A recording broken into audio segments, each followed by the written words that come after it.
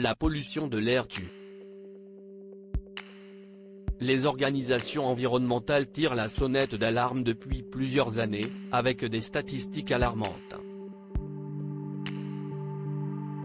Désormais, ce fléau est associé à un visage, celui d'Ella Adoucissi-Debrah. Mercredi 16 décembre 2020, la justice britannique a reconnu que la mort de cette fillette de 9 ans était liée à la pollution de l'air, et non à une insuffisance respiratoire aiguë causée par un asthme sévère, comme indiqué sur son certificat de décès. Cette décision ne me ramènera pas ma fille, a réagi sa mère Rosamund. Mais j'espère qu'elle débouchera sur une prise de conscience collective. Ella est une des nombreuses victimes de la pollution urbaine. À Londres, au moins 12 enfants meurent chaque année des suites de crises d'asthme à cause de l'air toxique qu'ils respirent.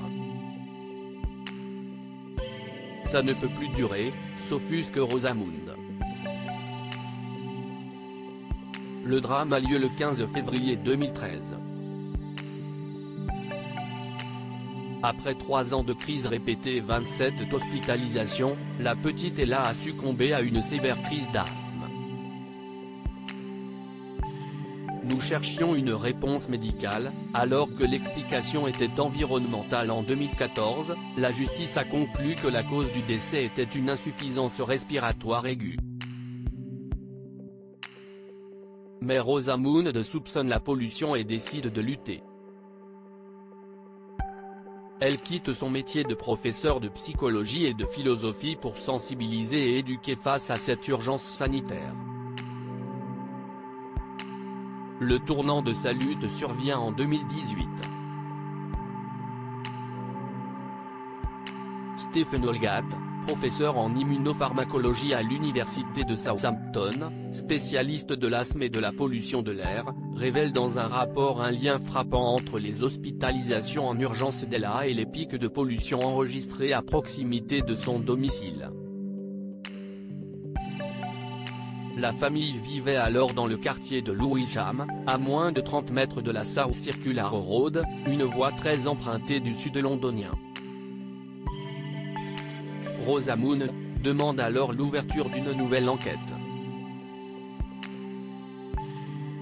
« J'étais très en colère quand j'ai lu ce rapport », se souvient-elle.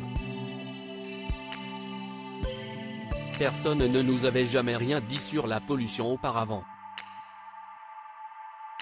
Nous cherchions une réponse médicale, alors que l'explication était environnementale.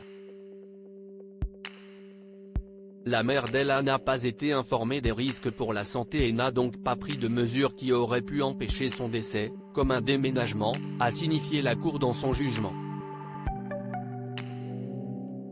Nous allons pouvoir accentuer la pression sur les gouvernements aujourd'hui, tous espèrent qu'il fera jurisprudence, explique Maria Nera, directrice du département santé publique et environnement à l'Organisation mondiale de la santé. La décision de la justice britannique est historique.